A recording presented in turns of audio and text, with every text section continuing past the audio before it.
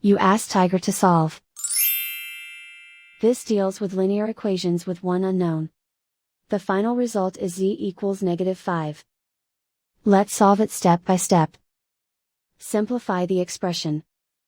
Group like terms. Simplify the arithmetic. Group all z terms on the left side of the equation. Subtract 3z from both sides. Group like terms.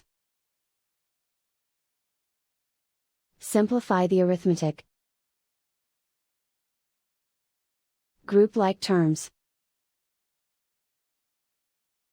Simplify the arithmetic. Group all constants on the right side of the equation. Subtract 15 from both sides. Simplify the arithmetic.